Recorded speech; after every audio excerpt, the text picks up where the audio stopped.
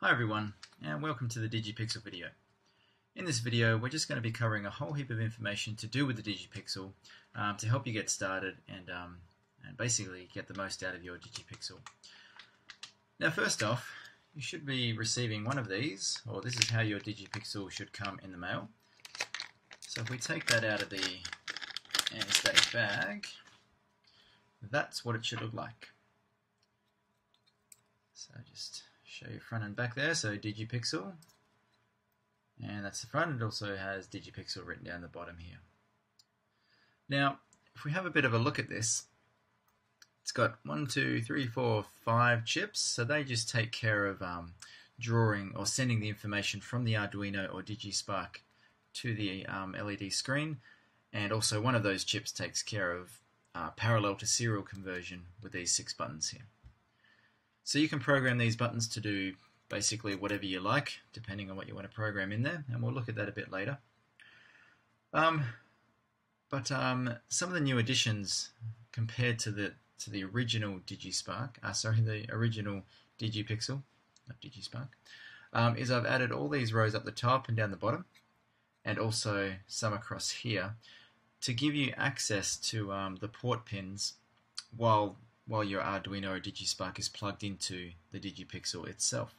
So some people requested that, and I'm happy to put those on. So the first ones we've got here are 6 or 7 connections here which give you access to these buttons.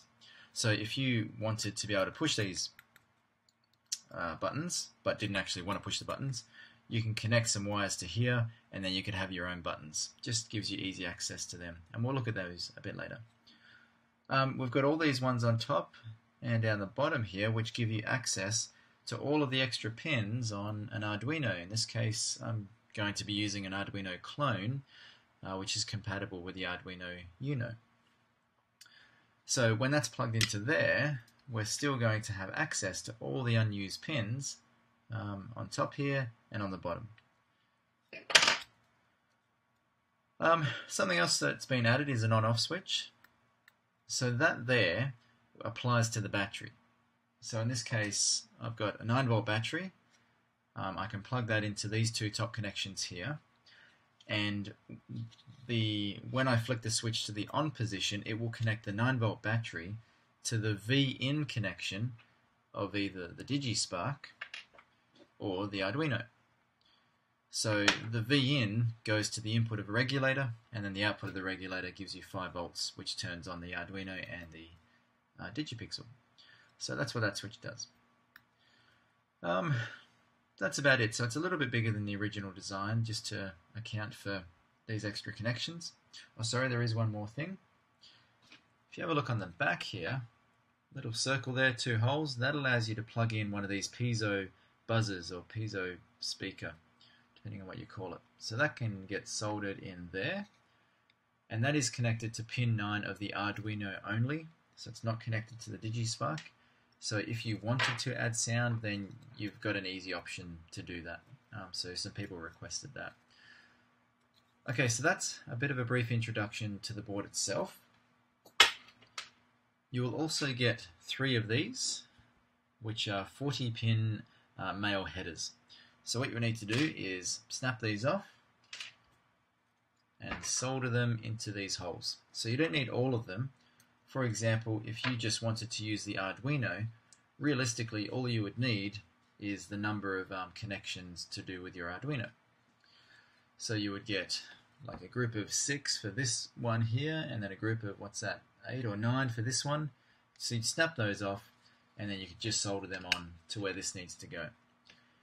For the DigiSpark, you need even less. All you need is 3 and then 6. So put those in, and then the DigiSpark plugs in there, and that's all you need really.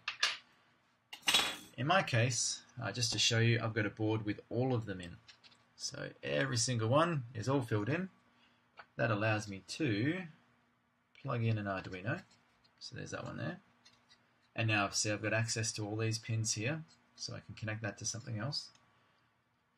I've also got the DigiSpark pins, so that can plug in right there. What else have I got here? Well, that's about it really. Okay, so now we're going to have a look at the download that you can get from my website for the DigiPixel. Open up a web browser and go to www.bradsprojects.com, and at the moment it's right up the top on the home page, and it's called the DigiPixel, obviously. So click on there. I say at the moment because as I add new pages it'll gradually move down. Okay, so there's the DigiPixel. If you scroll all the way down near the bottom, it's got downloads, and I've got an update history there as well, so if anything changes I'll make note of it there. So DigiPixel files 21st of January, click on that and we shall save it. I will save it to the desktop.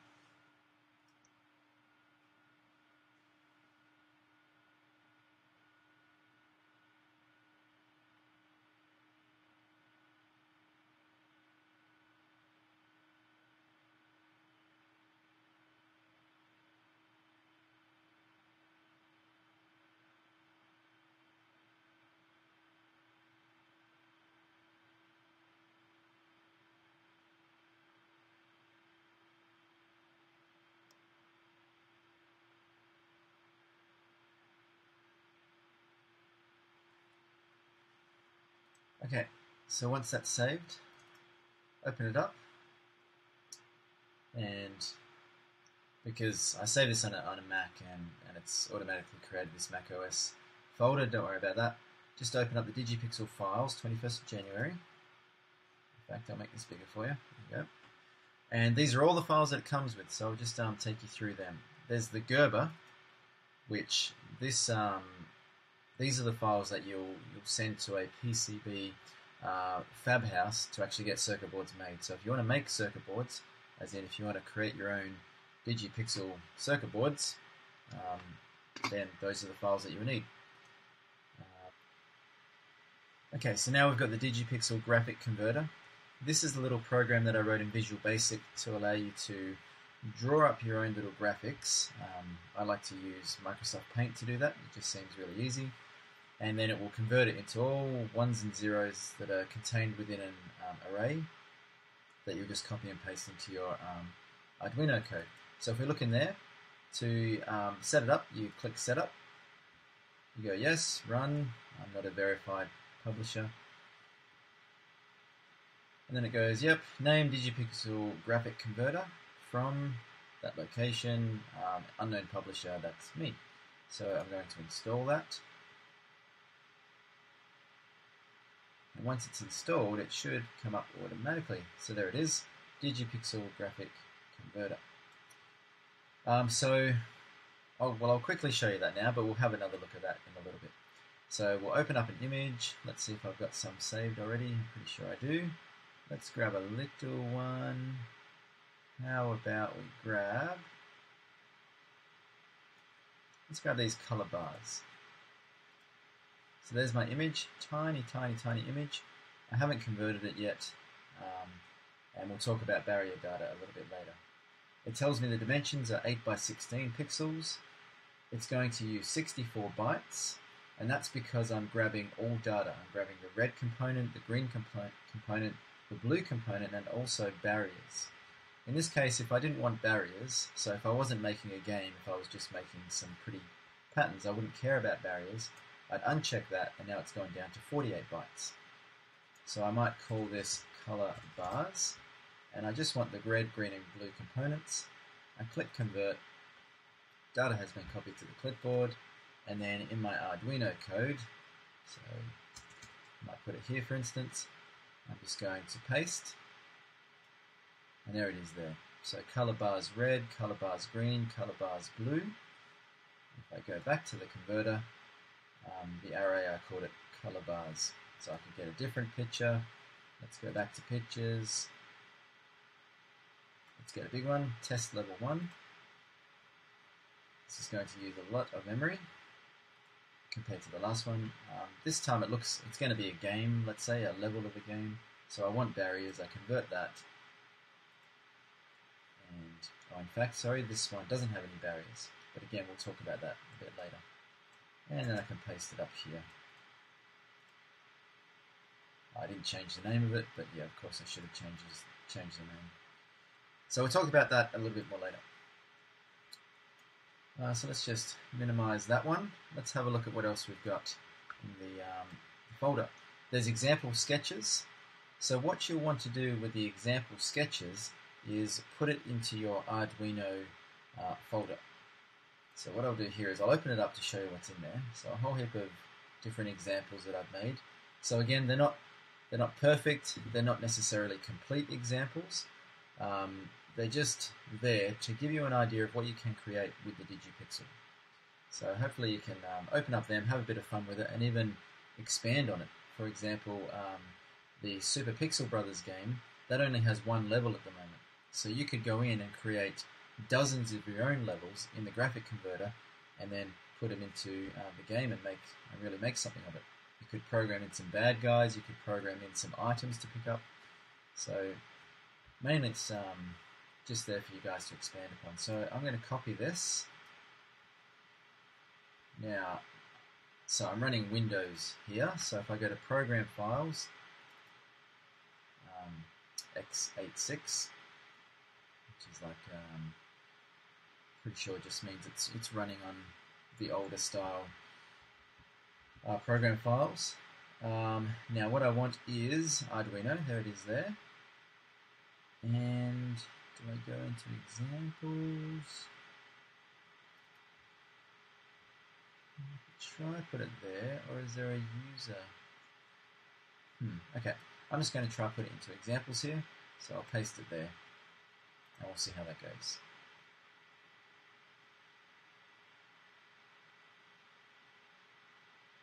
Yep, without encryption, that's fine. It's yes, that's fine. So now, under Liquid Disk C drive, program files, Arduino examples, that's where I put all the DigiPixel sketches, just in their own nice little folder. So now let's go back to where we were, which was, am I doing the right thing here? There it is. I've also got a library. So the DigiPixel library allows you to use all the different DigiPixel commands or functions. For example, digipixel.setPixel and digipixel.drawBox and things like that. Without that, it's going to be quite a bit harder to program for the DigiPixel. So you need to place these three files. So I'm going to copy them. And I'm going to go back to C drive, program files by x86, Arduino, libraries. I should have got the whole thing. That's right, I'll make a new folder here, and I'm going to call it DigiPixel, and I'll paste those files in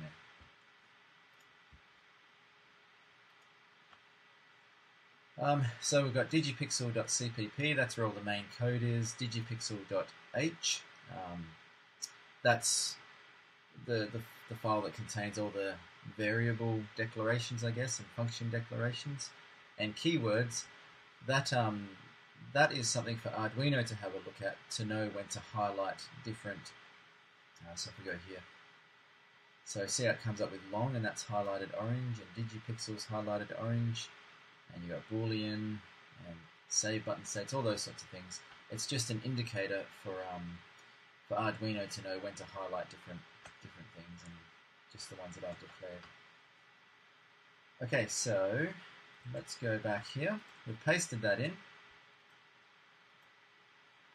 Now just with that, you'll need to go to your Arduino software, go to Preferences, and you just need to make sure that you're pointing the Arduino IDE to the correct folder to gain access to these libraries. So I'm going to go to Preferences. At the moment I've got it set to a remote drive, but I'll set it to my local drive here. So Computer, C drive, Program Files, x86, Arduino. So that's the location there because that's where I pasted everything into.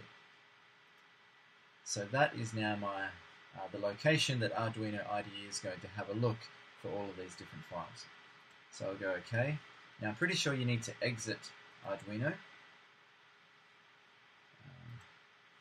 Oops, okay. Nope. and then go back into it in order for those changes to take effect.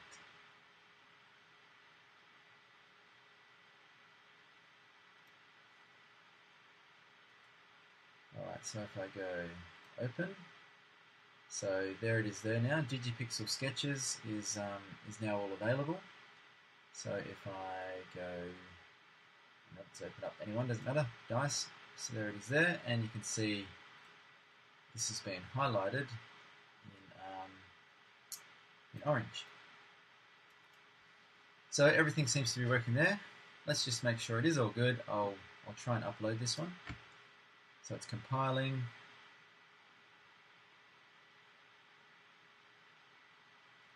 Still compiling. Now it's uploading. So compiling must have been successful. It's uploading, and you can even see here. So that's definitely working right there.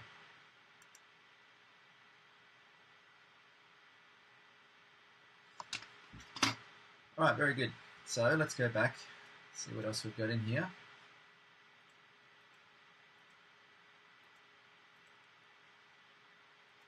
There's DigiPixel Bill of Materials. So again, if you want to make your own one of these, you can go ahead, have a look at the Bill of Materials, and you'll be able to make your own DigiPixel. It's all open source. Remember, DigiPixel Dip Trace PCB design. So this is what I designed the DigiPixel circuit board in. So if you go to diptrace.com, you can get a free 30-day trial of the full version of DipTrace. Otherwise, there is a free for life version, but it's a little bit scaled down in the number of components you can put on. But if you want to edit it, just download DipTrace and then double-click this, and you can open up the design file.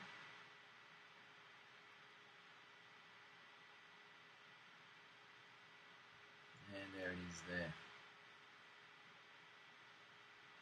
So if I zoom in, so you can see there's my buttons there. If I go to the bottom side, it's just all the different other elements of it. Move things around and so forth. So if you want to modify it at all, then you've got access to that. And from there, if you wanted to get the circuit boards made, you need to go to File, Export, the Gerber files, so you export those, and you also export the NC drill, because that file contains all the information about the drill sizes for all the vias and pads. So I can kind of leave that with you there. Okay, the DigiPixel Library Manual. Well, let's open up that one.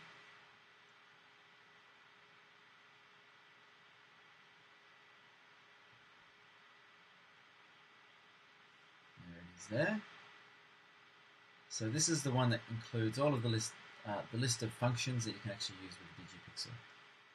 So if you want to draw the screen, so actually send out all the ones and zeros to the LEDs to get drawn, you need to use the draw screen function. And my batteries are running a bit low on the mouse, so I'm having connection problems here. So we've got draw screen, we've got clear screen, draw box, draw horizontal line, draw vertical line, all sorts of different things like that. And we'll be running through those. There we go, I'm connected again. And there you can see them all right there, which is very good. So let's minimize that for now. There's the PCB reference, that's just a PNG image. So if we open up that, that just shows you the location of all the components. So if you were to open up the DigiPixel Bill of Material, the BOM, no, we don't want that. It'll say capacitor C1, C2, C3, C4, C5, and so forth, and it tells you that those are a 0.1 microfarad capacitor, and this shows you the location of them. So again, if you want to make your own DigiPixel circuit boards and get them manufactured, this is going to help you out greatly right there. There's also the DigiPixel dimensions. So I've come up with the dimensions for you so you don't have to measure it yourself. This is especially handy if you want to make your own printed case for it or some other case. DigiPixel schematic. So this is a DXF file. The schematic is, well, it's just that. It's the electronic schematic showing you all the chips, all the LEDs, all the buttons, and how they're all connected. So I'm just running Windows 7 here in a virtual environment. I don't actually have a DXF viewer on here, but you can view them online and all sorts of things if you want to have a look at that schematic. And then there's the README first. Maybe I should have done that first. Oh well, let's have a look at this. So it's got here, thanks for downloading the DigiPixel files. Included in this download are all the things I've just gone through. Then it's got, please note the example sketches are to give you a bit of a taste as to what you might like to do with your DigiPixel. They have been saved with the intention of being used with the Arduino board. If you're using a DigiPixel, you'll need to comment out the Arduino setting and uncomment the DigiPixel setting all the way at the top of each sketch. I'll show that in just a second. Also remember that Ted has made a web-based graphic converter here, and we'll have a look at that graphic converter. Well, in fact, I'll open it up right now, but we'll have a look at that in just a little bit. Let me actually go and do some stuff. Now, what am I looking for? README. For more help, be sure to check out the DigiPixel tutorial video on YouTube. That is the video you're watching right now. So hopefully that's going to help you. There's the dedicated website or webpage for the DigiPixel, and a special thanks to all Kickstarter backers for making the DigiPixel production a reality. Thank you very much to all you Kickstarter people out there. Alright, let's close that up. So that's all the files. So up until this point, we've gone through the DigiPixel board itself, how to connect it to an Arduino or a DigiSpark. We've gone through all of the different files. We've gone through how to import the library into the Arduino software, how to import the example sketches into the Arduino software, and also how to point your Arduino software to the correct folder to make sure all of this is available to you. So the next step is to go through the different functions that we found in the library, in that manual right here, DigiPixel library manual.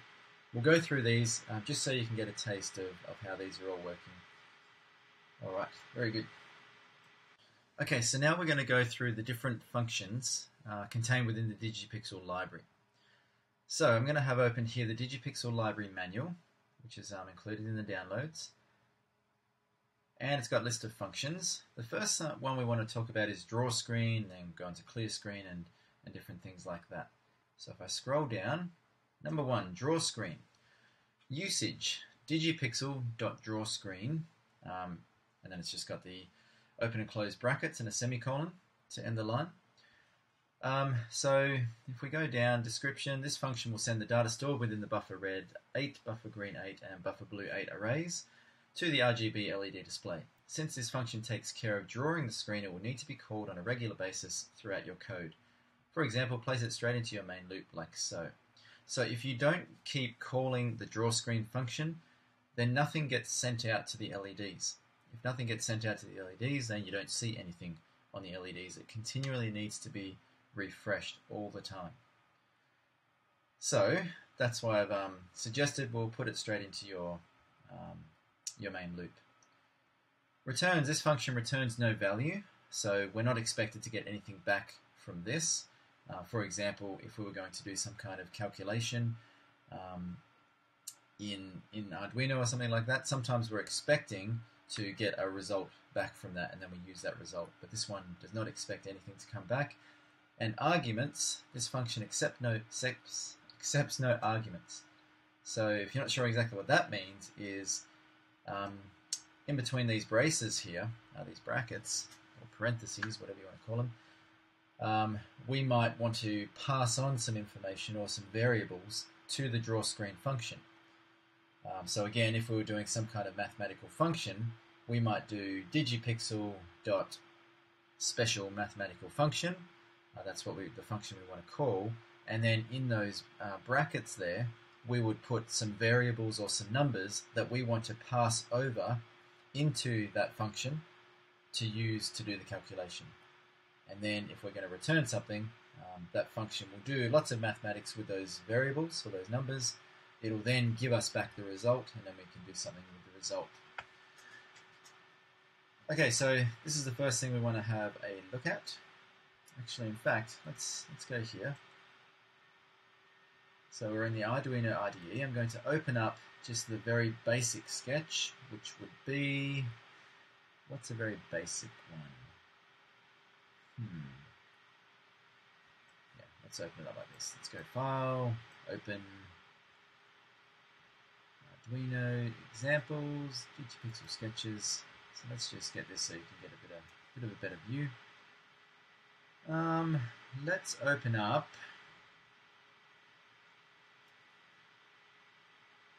Let's open up random pixels. There we go. And I'll get rid of that for the moment. So this is the way I normally use code. If I've already got code there that's already written up, I'll just copy and paste that and use all that code. So I'm going to select all, copy all that, I'm going to close that, don't care about that, and I'm going to paste it into my new sketch. So let's talk about what we've got here. We've got include digipixel.h. So remember how we imported the digipixel files into the library? It's going to be looking for digipixel.h. We're also going to include AVR pgm-space.h. Now this is something that's built into Arduino, or it's a library that already comes with the Arduino IDE. What that allows us to do is, and it's great for the DigiPixel, is because we need to save graphics and things like that, it allows us to save data arrays straight into program memory instead of saving it to RAM. So for the Arduino Uno, or the compatible one that I've got, it's got around about 32 kilobytes of program memory. Just take away a little bit for the Arduino bootloader.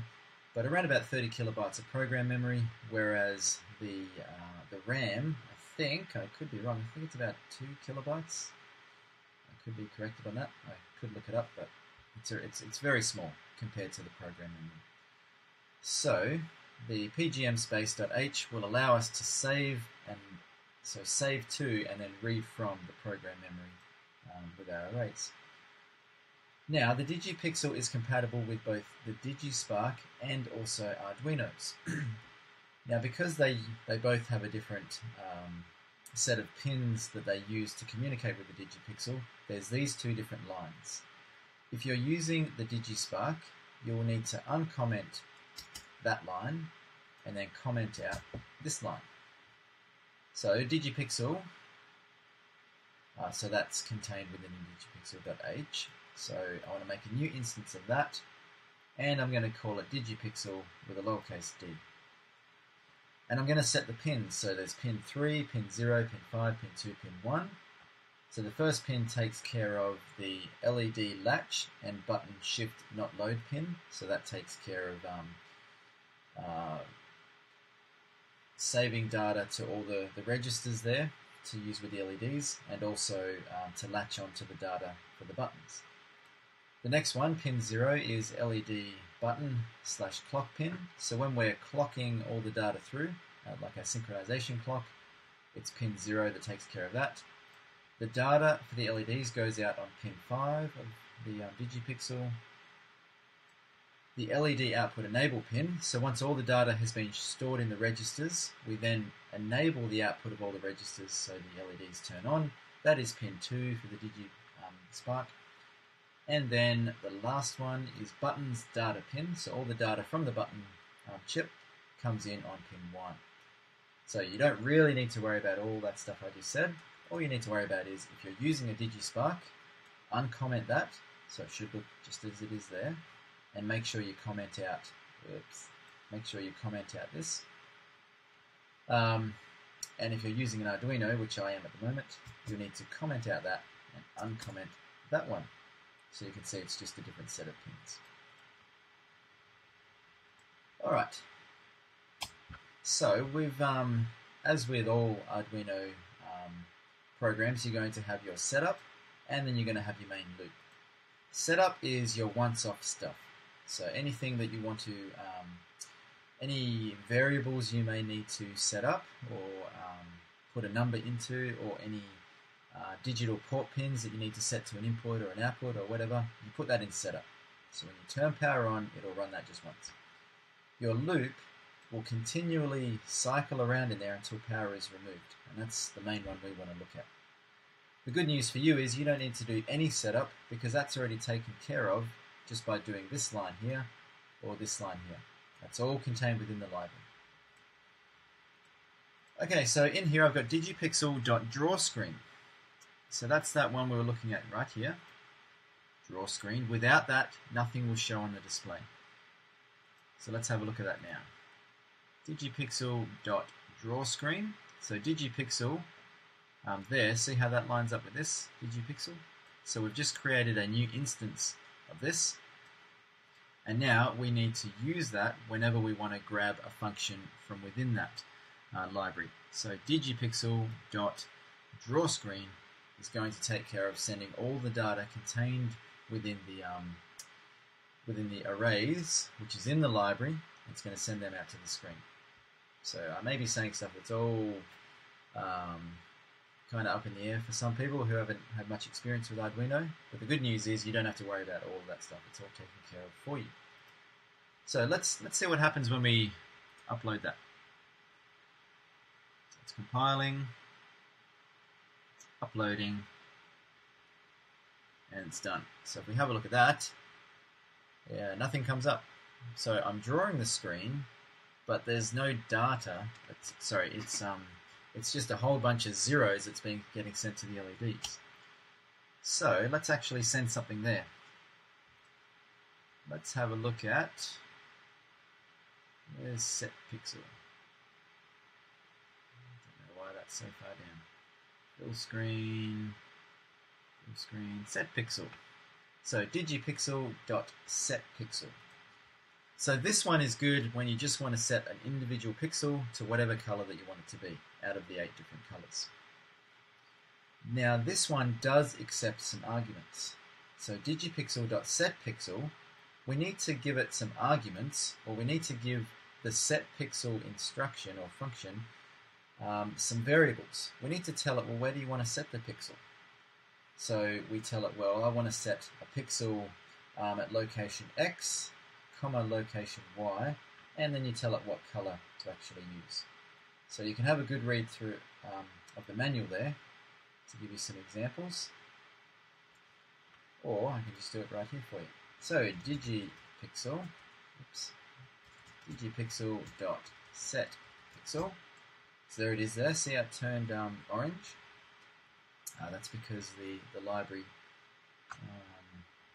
has a set of keywords, so it knows that's a keyword. Now I need to give it an X location. So the X location is where along the horizontal line do you want this pixel to be set. The bottom right is 0, 0. So 0x and 0y. As we go across, we go 1, 2, 3, 4, 5, 6, 7. So 0 to 7 that way, and 0, 1, 2, 3, 4, 5, 6, 7 up this way. So let's set pixel, let's do the bottom corner. Let's go 0, 0, and let's do it red. Close that, end the line, and upload. So let's have a look. It's compiling, it's uploading, and there it is there. So pixel 0, 0, which is bottom right, I want that to be red. What I could also do is change it to, let's go green.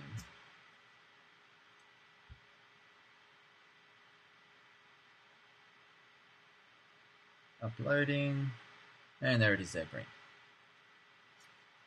And there's also all sorts of different colors there. You can also use numbers as well. So 0 is black, 1 is red, 2 is green, and that's actually in the manual over here. So if you go all the way down the bottom to the annex, it's got it there. So you've got black, red, green, yellow, blue, magenta, cyan, white. And if you want them to also have a barrier, which is good for games, like if you want to draw a platform and you want your character to land on top of the platform and not fall through, then you'll use the barrier versions. So there's all the colors. So if I do 5, for example, that would be magenta. So instead of green, I'll put the number 5. I'll upload that. Now the number 5 is magenta, so it should come up as magenta. And there it is there. Okay, let's do a different location. Let's go across on the X direction. Let's go around about the middle. So it should stay down the bottom because the Y coordinate is still 0, but the X coordinate has gone across to 4. So we've got 0, 1, 2, 3, 4. If I wanted to, I could set multiple pixels. So I'll copy and paste that, and let's do let's do the very top right-hand corner. I just realized I think I said it wrong before. The bottom left is 0, 0. I said the bottom right because I was talking about my right, but this was backwards. Sorry about that. Bottom left is 0, 0. Top right is 7, 7. And let's make that white. There we go. So there's 2 pixels that should be set now. So we should have that magenta one down the bottom, sort of in the middle. So it's just uploading, and there it is there. So you've got that bottom one, and you've got that top one. Now something else we can do with this is Arduino has a random number generator built into it. So something pretty cool is you can do random 8. So I want a random number between 0 and 7, which means 8 different numbers. So that will give me a random X location. And I want a random Y location. Again, between 0 and 7, 8 different combinations. And then a random color as well. So we're going to get a random X location, a random Y location, and a random color. And this gives you a pretty cool little screensaver. Just like that. So just to show you the difference, if I made the X not random, so if I always kept it in the one X location, then what you'll find is it's only going to be random up and down here, and that's it. Okay, so that's the set pixel function. Let's move on to something different. Let's go back up here. Let's go to draw box. So you can have a read through that all yourself. I can just remember them. So let's go digipixel.draw box. Sorry about that. There we go. It turned orange, so it recognized that as a keyword. Now for draw box, actually I should show you this. We go to draw box. It's looking for from X, from Y, and then to X, to Y, and then a color. So it's actually got 5 arguments. So let's draw a box from the bottom left of screen, 0, 0. And let's go around about halfway up. So 3, 3. So that's from 0, 0. So bottom left to about halfway up, 3, 3. And let's make this one green.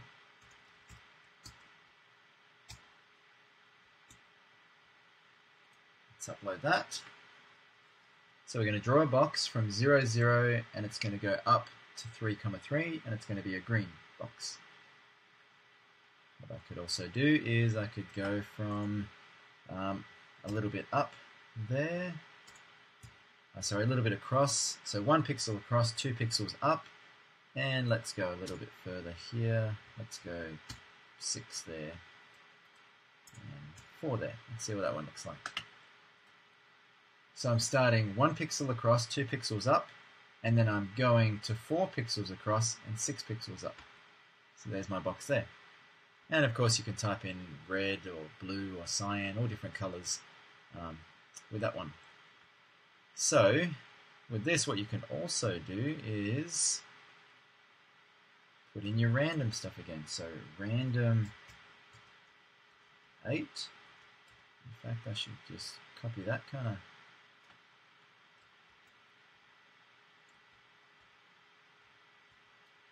There we go. So a random X start location, a random Y start location, and then a random X2 location, a random Y2 location, and then a random color. So this is going to make another little screensaver.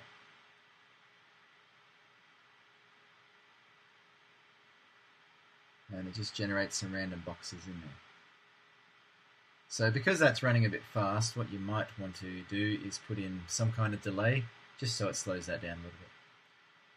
Okay, so that's our drawing of boxes. What else can we have a look at now? How about draw a horizontal line and draw a vertical line? So this one is very much the same as the drawing of the box, except this time it's 4 arguments. We just want to know, well, you want to draw a horizontal line going across this way. What's your Y location? So how far up do you want this to be? And then how wide do you want that to actually go? So let's do this one. DigiPixel.draw horizontal line. Again, it turned orange. It recognized that as an actual function. Okay, so let's do this line right up near the top. Not quite at the top. Actually, yeah, let's go at the top. So 7 is right at the top. And then where do we want it to start from? On the horizontal axis, well, let's start all the way from the very left-hand side, and let's go all the way to the very right-hand side. And let's make this one cyan. Let's upload that. So the first 7 represents how high it's going to be, and then the 0 represents where it's going to start drawing from, so all the way over here, and the last 7 there means draw all the way to this side. I could put this line down the bottom if I wanted to. So now it's saying I want you to draw a line down the bottom from 0 to 7. And let's make it a bit shorter. Let's go from 2 to 6, let's say. So now it's going to start 2 pixels across, and then it's only going to go to the 6th pixel across. And there it is there. We also have draw vertical line. There we go. So now what it's asking is, well, what column do you want to draw this in? So 0 would be all the way over to the very left as you look at it.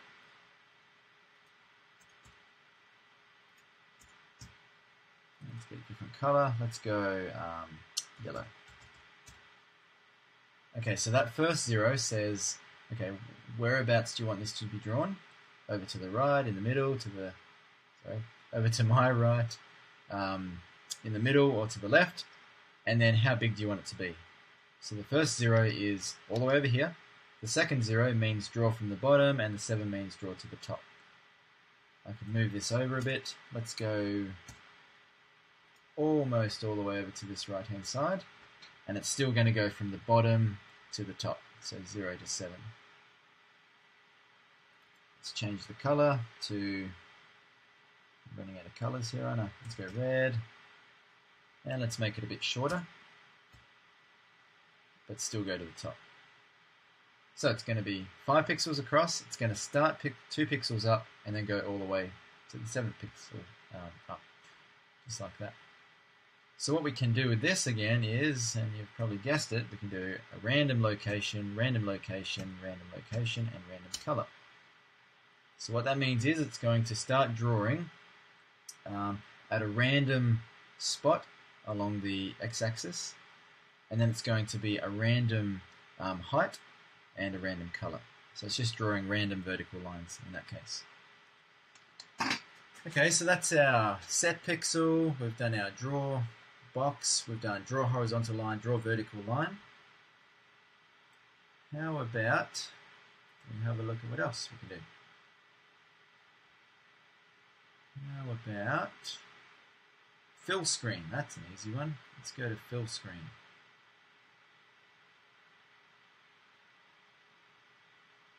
As soon as I find it. Fill screen, this one's easy. So DigiPixel.fill screen. What color do you want to fill the screen? Let's do that.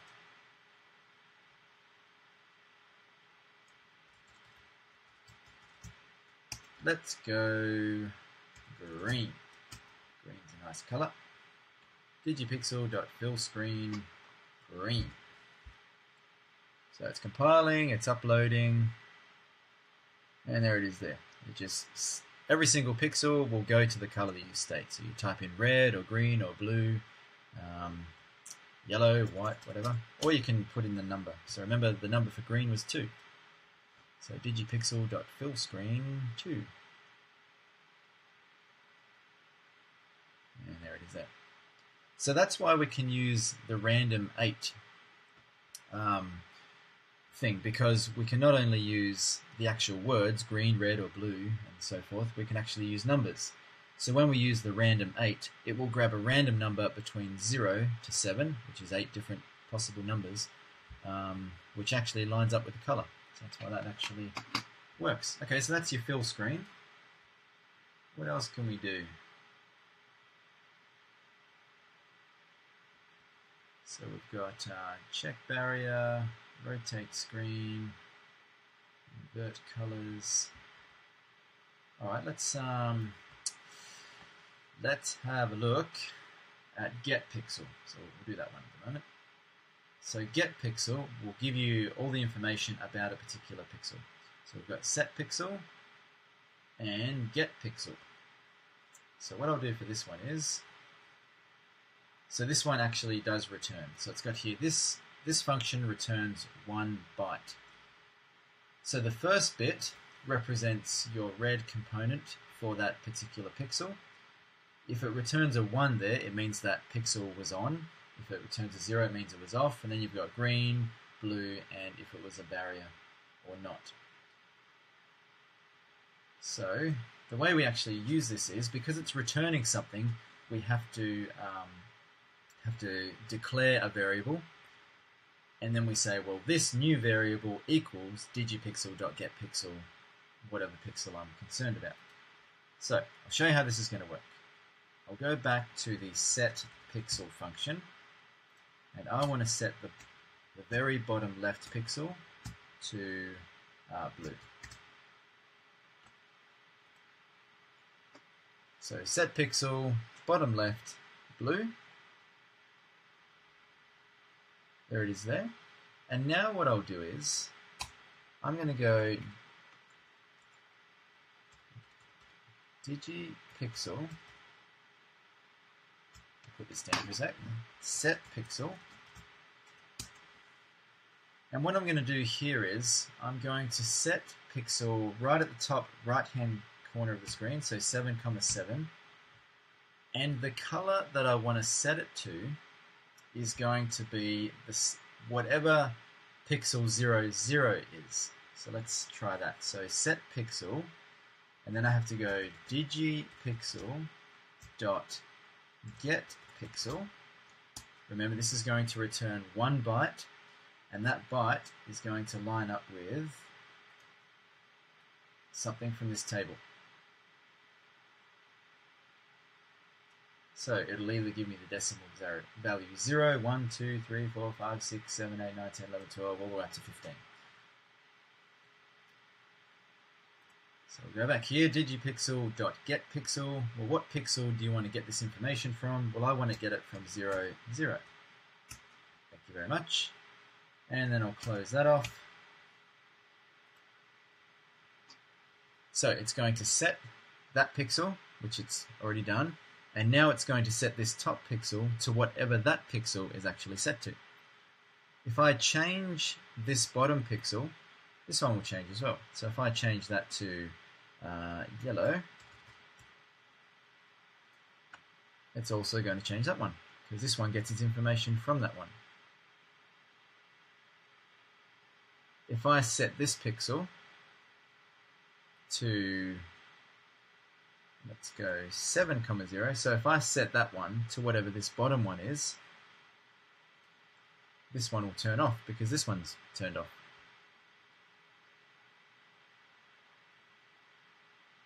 There, so that's off because that's off. But if I turn that one on, let's say white, let's copy that. And let's go white. We'll make it 7 across, 0 down. That's going to be white, and because this one grabs its information from there, that one also sets itself to that as well. So that's the getPixel function. Okay, the next function we want to have a look at is the buttons, let's say. So we'll use these buttons to help us do some of these other functions as well. Now, the way that the DigiPixel gets its information from the buttons is it's very similar to the old school Nintendo Entertainment System control pad. I have one here somewhere. I was going to find it for you, but I can't get it. The Nintendo Entertainment System control pad, the Nintendo would send some information to the control pad saying all of the buttons, the pressed ones, the not pressed ones, I want you to store that information about the status of those buttons, and then I want you to send me that information one button at a time, or one bit at a time. So the Nintendo says save the buttons and then send them out one at a time, and I'll have a look at that. So that the DigiPixel is doing the same sort of thing. So that means that just like when we're drawing the screen, you continually need to be checking the status of the buttons. So if we have a look at this, save button states is all the way down the bottom. So digipixel.save button state. So it accepts no arguments. You don't need to tell it where to check the buttons or anything like that, and it doesn't actually return anything. But I'll show you how we actually can use it. So let's go back to here. So digipixel.save button states, and that's it. So I can compile that, upload it, but it's not actually going to do anything to the screen. So we'll have a look at this. It's uploading, and so nothing's happening. I can push the buttons and nothing happens. All I'm doing is I'm just saving to a variable the status of the buttons. Now that I've done that, I can start to use these variables. So what I'll do is I'll go, okay, let's put an if statement in. Let's say if I press the up button, something will happen. If I press the down button, something will happen. So we'll start with the up button. If, so we've got a brackets there for an if statement, digipixel dot button up pressed. So that's a variable. Because I'm calling the save button states function, it is checking the up button, the down button, the left button, the right, all the buttons, and it's storing the status of each one of those buttons in its own little Boolean variable. So it is saving the status of the up button in a variable called button up pressed. So all I'm doing is I'm saying, well, if that button is pressed, then let's do something. So if digipixel.buttonUpPressed, that means if it is pressed, then run this code. So if it is pressed, then I'm going to go digipixel.setPixel. Let's do the bottom right. So sorry, bottom left. I keep getting that wrong. I apologize. 0, 0, red. Let's do that. And let's do else. So if it's not pressed, then let's go digipixel.setPixel 0, 0, black. Let's compile that and upload. So all I'm doing here is I'm saying save button states, because if you don't save the button states, you'll never be able to use the button up pressed, button down pressed variables. So now that they've been saved, I can check them. The one I'm particularly interested in is the up button. So I'm saying if digipixel.buttonUpPress, so if it is pressed, then light this pixel up red, right there.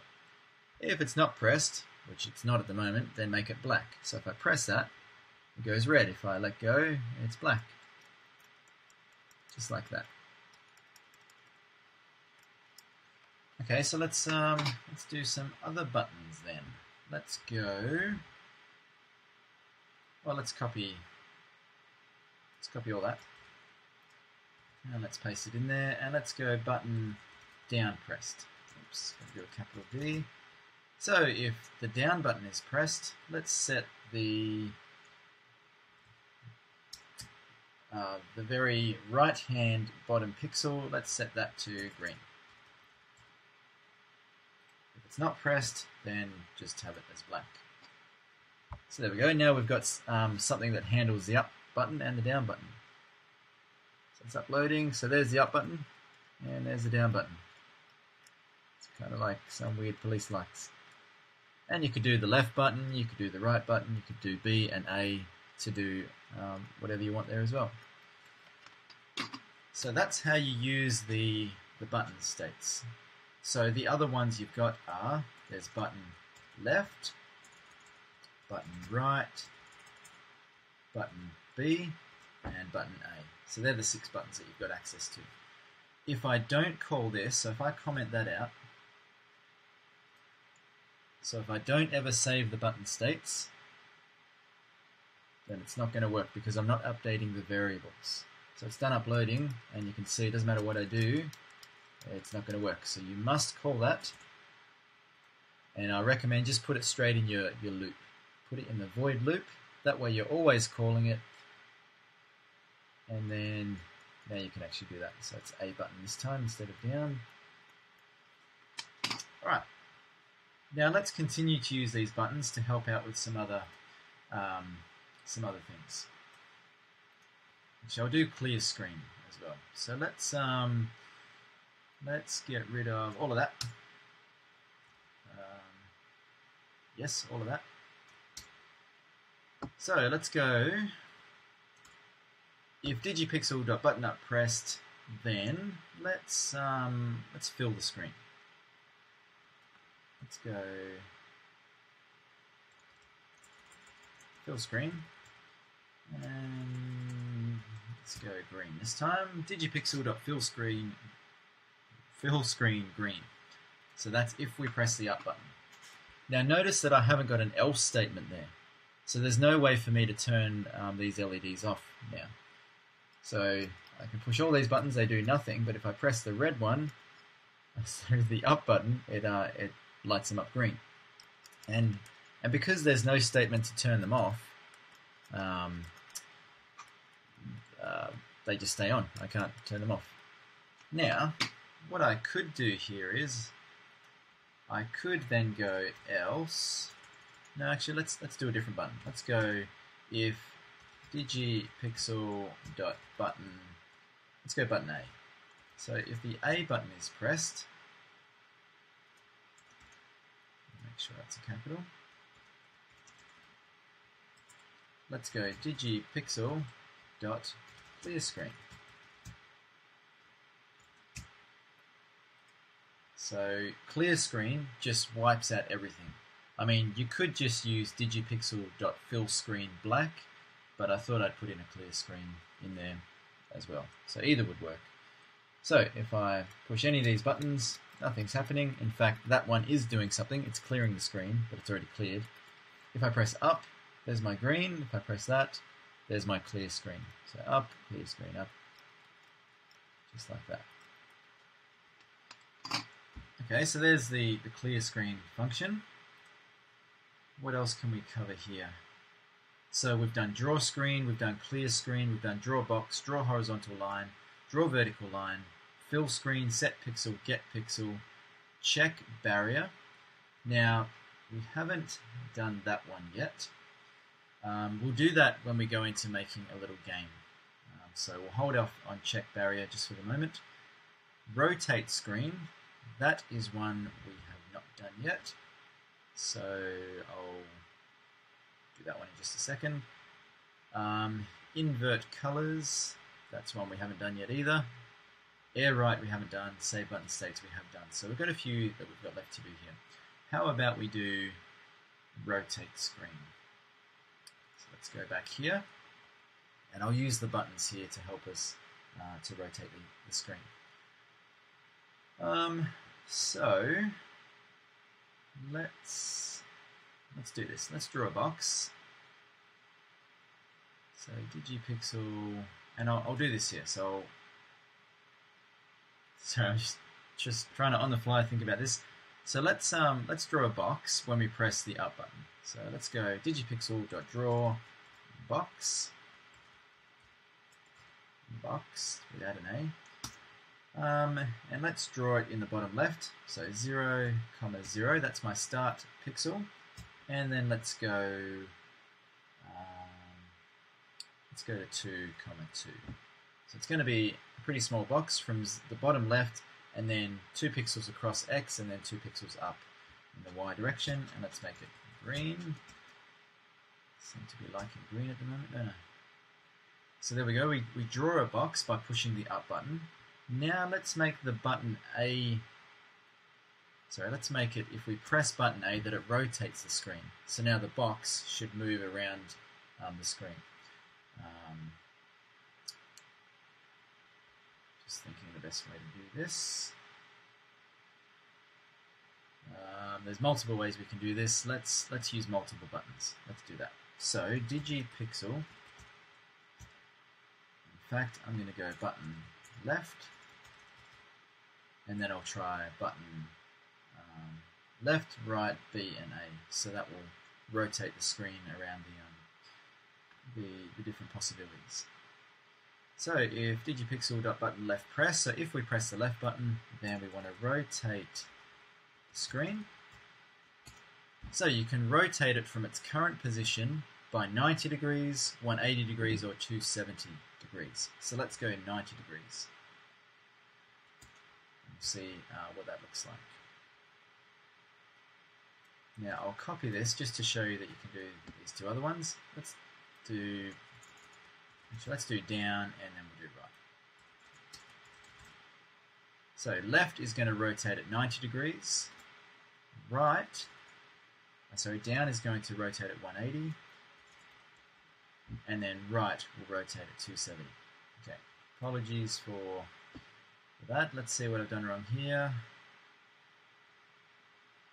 What have I done?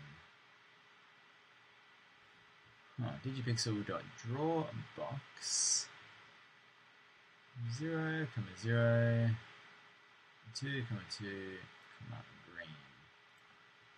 What's that? Didn't like the capital there. My mistake. So green cannot be a capital. Okay, so it's uploading. Done uploading. So button up pressed. Well, these three, that rotates by 90 degrees, that rotates by 180, that rotates by 270, but there's nothing on the screen to rotate. So let's bring in a box. There it is there. Let's rotate it. Well, you can see it's rotating very fast at the moment because I don't have any type of delay in there. So it's rotating very, very, very quick at the moment. So there it is, rotating 90 degrees every time I push or hold that. If I do 180 degrees, so now it's just rotating 180 and then 180 again, so it's just back to where it started, and then 270 degrees, it's rotating like 390 degrees each time. Just so you can get a better understanding of that, I'm going to put a bit of a delay in the button response time. So what I'm going to do here is I'm going to declare, and we'll use this in our games as well, I'm going to declare, what am I going to do? So let's make it a byte. Doesn't need to be a very big number. You could use an integer. It just needs more memory if you use an integer. And we don't need that much memory. Let's call this button delay. And let's try 20. So there we go, button delay equals 20. And now what I'm going to do here is I'm going to go if button delay is not equal to 0,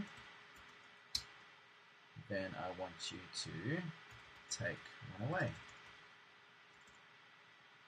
from that.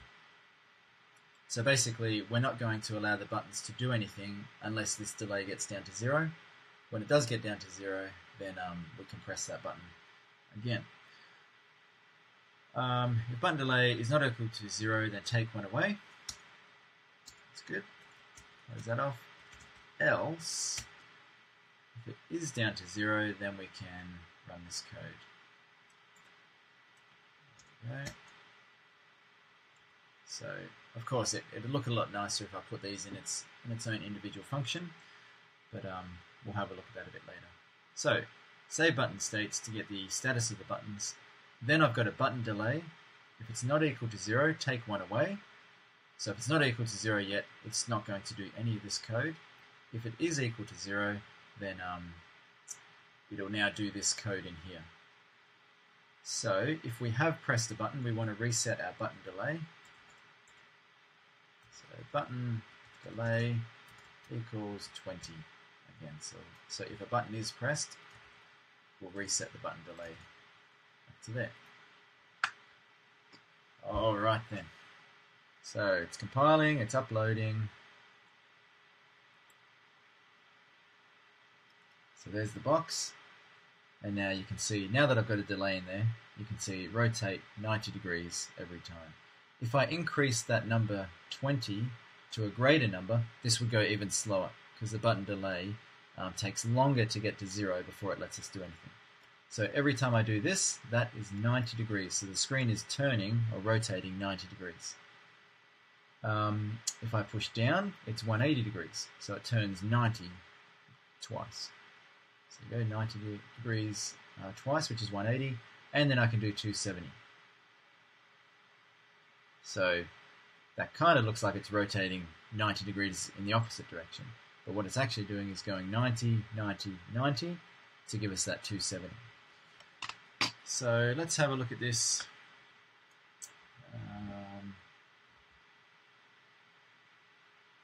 No, that's about it. Yeah, that's about it for that one. So that is the rotate screen function.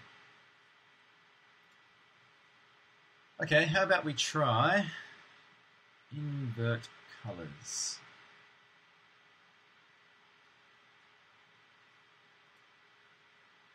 Now, actually, no. Let's just use the same sort of one that we've got. Now, unfortunately, I should have told you this, to start with. This is just a prototype that's been built, and one of the pixels isn't actually working properly. Up until now, it actually hasn't come up, which has been good, but I'm guessing it's going to come up when we try and do this one. So let's get rid of all this.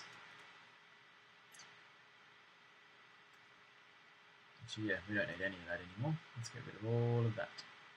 Don't even care about. Actually, yeah, we do care about a button delay. Let's keep a button delay in there. So if DigiPixel.button are pressed, then we'll draw a green box. Let's put in some different boxes. So up, down, left, right. Let's put in 4 different color boxes. So this one can be 0033, so that'll be the bottom left. Now let's do a box in the bottom right hand corner. So that would be from 4. Let's try to do this in my head. So that would go 4 pixels across and 0. And then it has to go to the end, yep. So it goes to 7, 4. So hopefully that's not too confusing. So we're starting 4 pixels across and 0 pixels up. So 4 pixels across down the bottom. And then it's going to go all the way to the end and then 4 pixels up. So that's how it's going to draw that box over there. Let's make it a different color. Let's go red for that one. Now let's do a box up here. So that box is going to be, so it will be 4 pixels across, sorry, 5 pixels across. No, 4 pixels across, 4 pixels up, and then it's going to go to 7, 7. So it's going to start 4 pixels across, 4 pixels up, and then go all the way to 7 pixels across, 7 pixels up. So that takes care of, I don't know if you can see that corner up there. And then the last corner we want is this one up here. And sorry, let's make that blue. And finally, this one, we want to start 0 pixels across, but 4 pixels up. And then we want to go 4 pixels across and up to the top. Let's make that magenta. Okay. finally, let's put in this one. If we press the A button, we want to invert colors. So DigiPixel dot invert screen.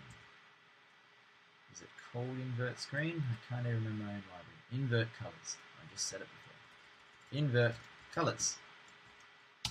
So when we press the A button, whatever is contained within the color arrays, it's going to completely invert them. So if the red pixel was on, it will now be off. If the blue pixel was on, it will now be off, and vice versa. Let's upload that. No errors, always a good thing.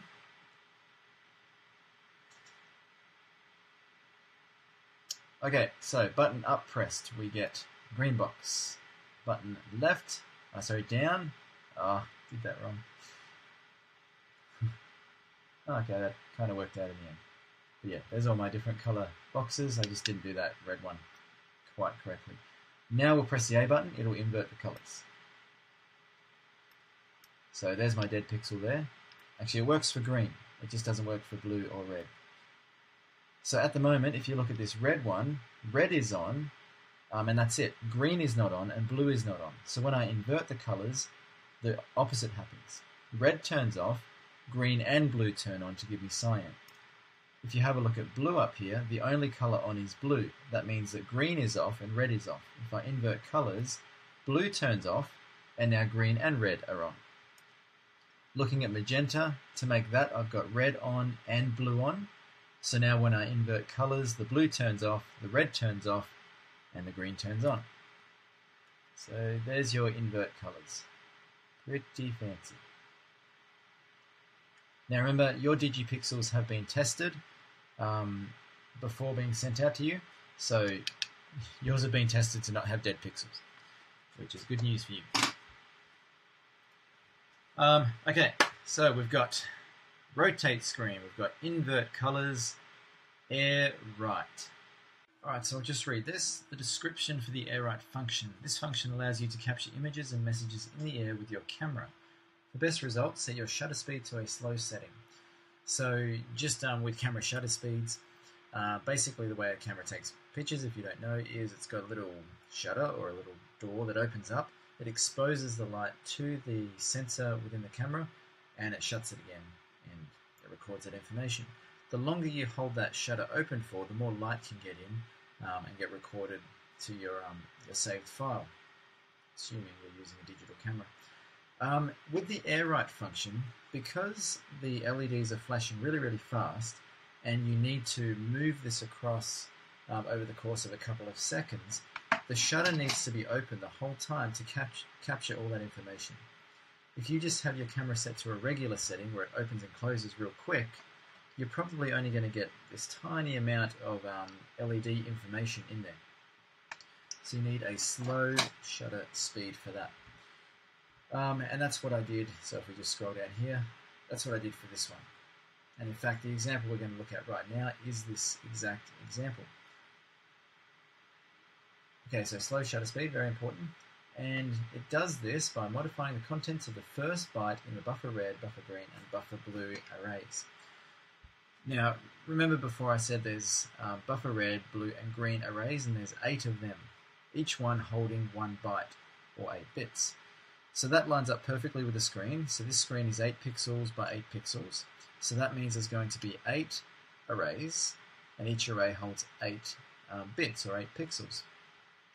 Each pixel has a red component, a blue component, and a green component. So the way the air right function is going to work is it's just going to send data to this left-hand side of pixels.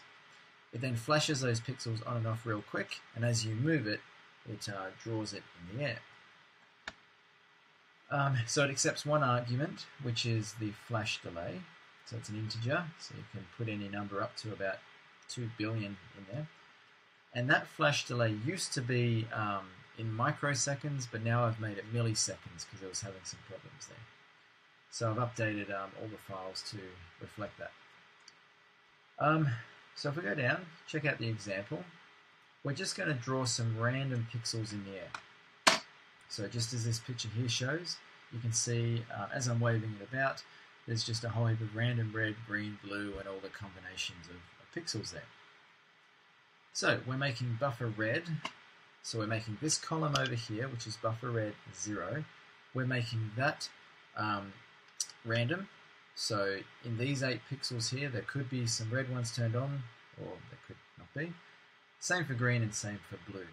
We do this by using random 256. Now, I'm not sure about how much you all know about binary, but when we've got 8 bits of binary, or 8 binary digits, you can store, or they can take on one of 256 combinations of ones and zeros. So starting at 0, 0, 0, 0, 0, 0, 0, 0, so 8 zeros, that would be your decimal 0, all the way up to every combination, including all ones. And that would be the decimal number 255, if we were to convert these from binary to decimal. So when we say that we want a random number from a possible bucket of 256 numbers, we're basically saying give me a random number from 0 all the way up to 255. That's our 256 combinations. So it'll give us a random number, but when we output it to the LEDs, it will be converted to binary and it will light up LEDs in a random fashion. We then have air write air write 1. So in the air write function, it's going to delay for 1 millisecond. So let's grab all of that, copy, and paste. Now something that I don't need anymore is this draw screen function, because the air write takes care of drawing what the air write needs to see. Now I don't know where that came from. Let's delete that and let's send it to the device and see what happens. So we're only going to be seeing this particular column over the left hand side lighting up, and I'm not sure how well this camera will pick this up, but I'll wave it around up and down a bit, and hopefully you can see there's a whole heap of random pixels getting drawn as I go along. Now I can change that delay. So remember, this is milliseconds. Let's now make it 1,000 milliseconds. So that is 1 second. So this is going to be really slow now. In between drawing each column, there's going to be a 1 second delay. So that's really slow. So it doesn't matter. Well, you're going to need your shutter speed set really slow if you're going to be doing this one. And you literally just move this, well, even slower than that. So you need the delay to be somewhere in the milliseconds. 1,000, I'm going to say, is a bit too much. Let's try 10 milliseconds, just to see what that does. Uploading. And it's done. And so you can see it's not flashing quite as fast, and you don't really get the effect as before with this one either. In fact, you should be able to see it's drawing some lines. That's because the LEDs are staying on for a long time before they turn off. Okay, so there's that one. But now, what about if you want to actually write some text on the screen? So for example, if we go back to the website here, scroll all the way down, go up a bit. There we go. So the DigiPixel is great. Who wouldn't want to write that? If you want to write some text like that, that's where the graphic converter comes in real handy. So what I'm going to do is, so I'm using Windows 7 here, but I highly recommend that you download Paint XP. So that's the Windows XP version of Paint. Here we go. Now let's set the attributes. So remember, it's only 8 pixels high by whatever width you want, up to about, I think, 700 pixels. So let's do 200 pixels wide and 8 pixels high. So there it is, there's our strip. Now let's make it all black. And in fact, I'll use my right click as black. Now let's zoom in on that. That might be a bit too far. There we go. And let's see how good I am at writing stuff. So H-E, what's some dodgy E, L-L-O, E-V, that's a bad E, every, It's like a 2-year-old writing. Everyone. And then I'll do some crazy stuff down here. Just to make it look completely cool. Whatever colour is magenta, that's one we can do. Okay, there we go. Hello everyone. Now let's save that to pictures. I always save things as PNGs, but you can save it as a bitmap if you want. Let's call it hello everyone. Now let's go to the DigiPixel graphic converter. Open up that one. Hello, I've got hello there, hello everyone. We don't care about barriers. I'm going to call this hello everyone and convert. So there it is there. Go back to the sketch and just underneath where I've declared the DigiPixel library, or I've made an instance of that class. There it is there. So hello everyone, and that's going to save it to the program memory. So remember how we had to have this AVR program space thing? That's all to do with this right there. Now, what I'm going to do here is I'm going to go File, Open. So why write a whole heap of code if you can just open it up? So let's File, Open. Yep, that's what I want to do. Let's go to Computer, C Drive, Arduino Examples, DigiPixel Sketches, that's the one I put in there before. Airwrite, DigiPixel is great. So you guys would have access to this example. What I'm specifically looking for here is this piece of code right here. So I'm going to copy that. Oh no.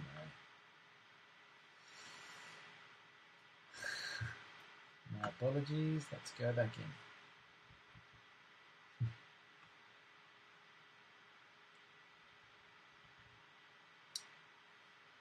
Alright, let's just use this. DigiPixel is great, we'll use that one. So, because we don't actually want to write DigiPixel is great, we want to write this one. I'm going to convert that again so it copies it to the clipboard. I'll get rid of that and I'll paste hello everyone. So what it's actually doing here is this is going to loop through the hello everyone red, green and blue arrays, and it's going to send them 1 byte at a time to the screen. It's going to loop right through that and see how it's got here. If x is less than or equal to size of, so it's actually going to check the size of that array, and as long as it's not greater than how many bytes we've got in that array, it'll keep cycling through and drawing it. Once that's finished, it then just starts again, so it'll draw it from the start again. So what I need to do is, I need to get hello everyone red. Oh, wait, so I'll start with blue. So hello everyone blue, hello everyone red, and hello everyone green. So let's see if that works. Of course it doesn't. What did I do wrong? I have not declared x. Okay. Byte x equals 0, doesn't really matter.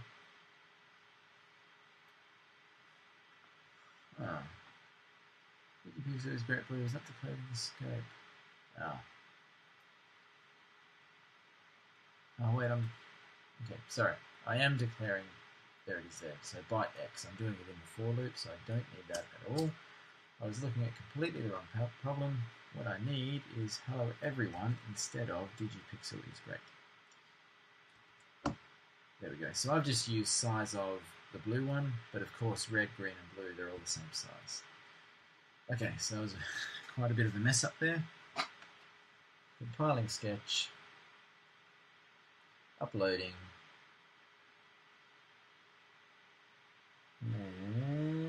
it is done uploading, which is good. Alright, sorry, the air write function is way too fast. That has to go down to 1. I'll have to update that one because I've updated the actual library from microseconds to milliseconds. So it was drawing this at the rate of 1 second pretty much just there. Okay, so there it is there. That's our data. So let me go back to this screen. Nope, this one. So what you're actually seeing here is this data right here. It's got hello everyone and then some nice pretty colors. So if I try and move that around, again, I don't know how good this camera is going to be with that. Hopefully you can see it. If you wanted to take a photo on long exposure, you just move it along like that, or maybe a bit quicker because this one's going quite quick. It's a short message. You go across like that, and the camera should capture that quite well for you. Okay, so that is pretty much the air write function, just like that. Let's go back to the data sheet, see if there's anything that we've missed. So done draw screen, clear screen, draw box, draw horizontal line, draw vertical line, fill screen, set pixel, get pixel, check barrier. We'll come back to that. Rotate screen, invert colors, air write, save button states. We've done all that. The only one we haven't done is check barrier. So that one is going to come when we actually make the game. Alright, we'll leave that there for now, and then we'll come back to it with the next session of it. Okay, so now that we've gone through all of the different functions from the Arduino DigiPixel library, I now want to start getting into making a couple of simple little games, just to get you, to get your feet in the way the DigiPixel works, and then so you can go ahead and make your own little games from that. Okay, so this is how we're going to do it. So we have a look here. I'm going to open up DigiPixel sketches. I'm just going to open up anything, and I'll just use that as a template. So let's get the dice. Okay, so there it is there. Now I'm going to be using the Arduino Uno clone, so I need to have this in place. If I was using a DigiPixel, I'd comment that out, and then I'd uncomment this one. But since I'm using an Arduino, I leave that there. So it's not going to be the dice. I'll get rid of that. So I'll call this, this is a simple, so I'm doing this just on the fly, so we'll see how it all goes. A simple game to, where you need to avoid the bouncing ball, maybe multiple balls. So we'll see how we go with that. So we need to include the DigiPixel include file. We need to include, we don't actually need to include that one for this particular little example. We're not going to be using any data arrays that we're going to call from program memory. So we'll get rid of that. We'll get rid of all the variables. Don't need any of them at the moment. There's not going to be anything to set up. Let's get rid of all this. We're going to need to keep save button states and draw screen. We certainly need that. Check for button press, do random, blah, blah, blah, blah. Let's get rid of all that. Okay, so there is our template. I'm going to save this as Arduino examples, DigiPixel sketches. So let's call this DigiPixel tutorial video example. Right. Looks like I haven't got the right permissions for some reason under Windows 7 here, so I'll just save it to my Brad Stuttery folder. Okay, so there it is. DigiPixel, we're including that. AVR program space, I'm just going to leave that there. We're not going to use it, but I'll leave it there anyway. Program memory arrays, got none of them. At the moment, no variables. And I'm calling save button states, because I need to continually, just like the Nintendo or Super Nintendo, we need to continually check the buttons to see what they're doing and update their status, and we always need to draw the screen. So I'll upload that to start with, just to see where we're starting from. And yes, it is COM port 5. Compiling, uploading, and it is done, and nothing's happening. So it's drawing the screen, it's checking buttons, but I'm not actually getting them to do anything once we've drawn this. Once we check the buttons, or there's no data to draw on the screen. So the first thing we want to do is place our little character, let's call him, which is going to be a single pixel on the screen. And he's going to have an X and Y coordinate. So in my variables, I'm going to have a byte. So I could use an integer, but an integer uses more memory than a byte. And I just need a byte for the X location of our character and for the Y location. So I really don't need big numbers because the X location can be 0, 1, 2, 3, 4, 5, 6, 7, and that's it. The Y location can be 0, 1, 2, 3, 4, 5, 6, or 7, and that's it. So a byte is perfectly fine. You could use integers, doesn't matter. So let's call it player X location. And let's start him off right down the bottom. Right to the very left of screen, which is 0. And let's also set the player Y location to 0 as well. Okay, so now let's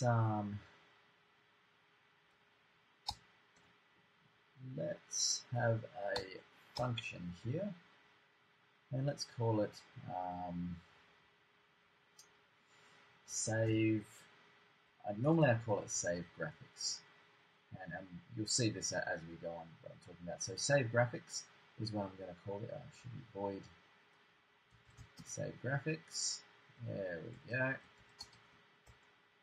So in here, what I want to do is I want to go DigiPixel dot set pixel player X location, comma player Y location, and let's also do this. Let's go player color, even though I haven't made that yet, and let's go byte player color equals, I know, but let's just go, let's make our player green. Nice color. So player color is going to be green. Now we need to call this new function I've made, save graphics. Let's spell correctly, shall we?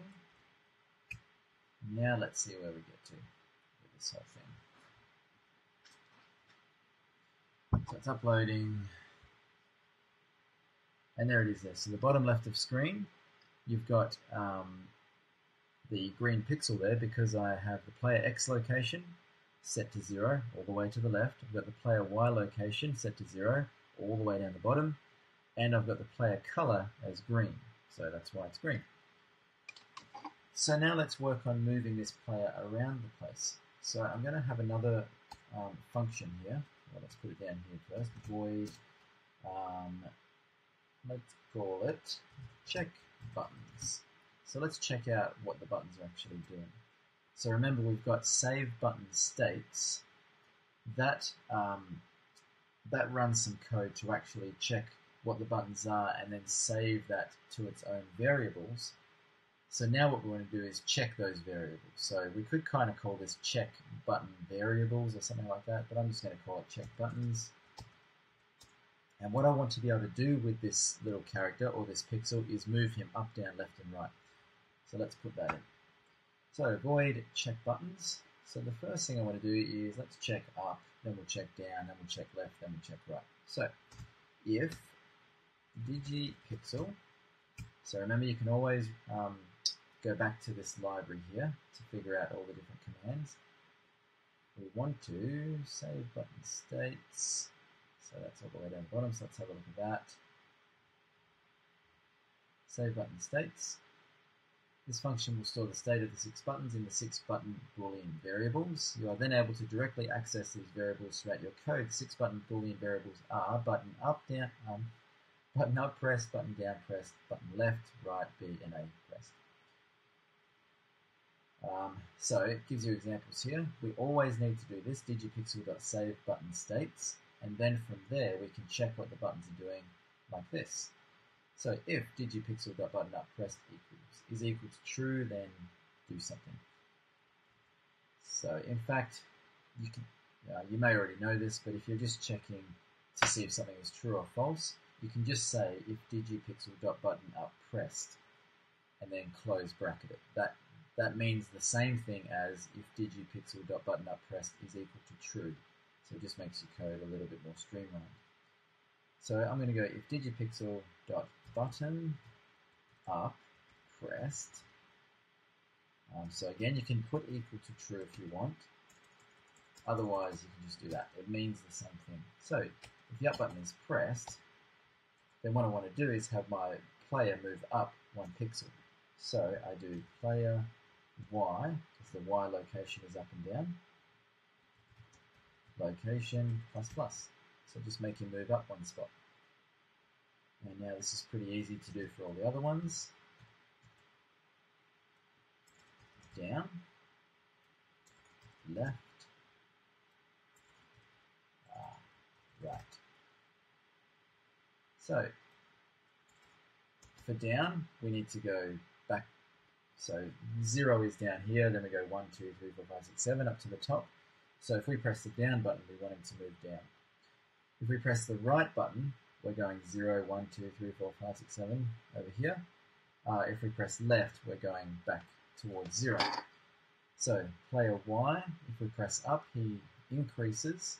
Player Y, if we press down, decreases. So now we need player X for these two.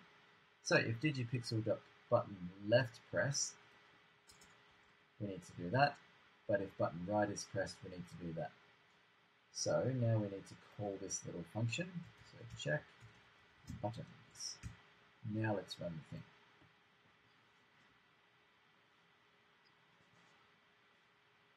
So maybe you've already seen some problems that are going to happen here, but I just wanted to show you just so you can see, oh, okay, that's a problem. We need to do something to fix that. Now this clock speed is running at 16 megahertz. So it's calling these routines quite quick, very, very, very quick. So if I press across or if I press up, you can see it goes a little bit crazy. In fact, it's now completely gone out of the screen, can't even see that. Let's put that there, so I'll push up now. And so it just has all sorts of problems.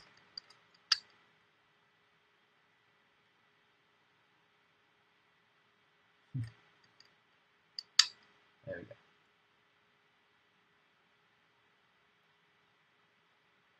Okay, yeah. Don't know what was happening then. But yeah, so I guess just the thing I want you to see here is there's multiple problems that we need to fix up. First of all, the clock speed is running so fast that these pixels are just going a little bit crazy. I push the button and then it goes right out of the screen. That's problem number 1.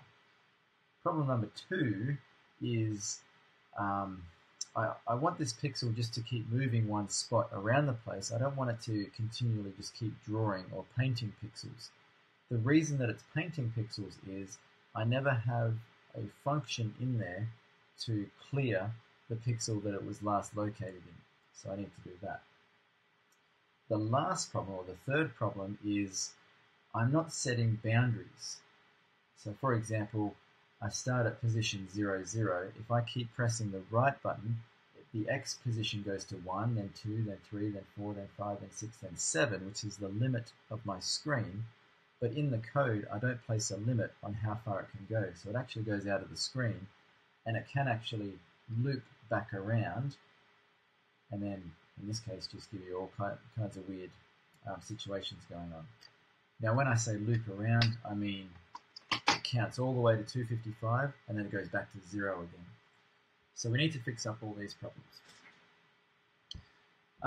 The first one I'm going to fix up is I'm going to try and slow it down a bit. So you may recall this from a previous section on this video where, again, I was pressing the buttons to make the screen do something, and I put a delay in there between how quick it would check these buttons. So what I'm going to do is I'm going to put another variable in. It's going to be a byte again, and I'm going to call it button delay. And I'll set it to 20, see how that goes. Then the way this is going to work is we go if button delay is not equal to 0. So of course it's not going to be at the moment because I set it to 20. Then I want you to take away 1 from button delay.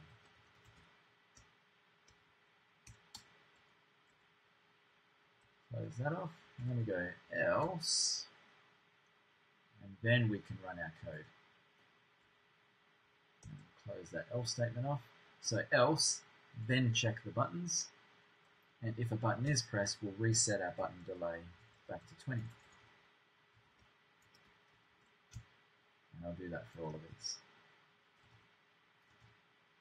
So just to recap on that, it was calling this check buttons quite often. So now what I'm doing is it calls the check buttons function.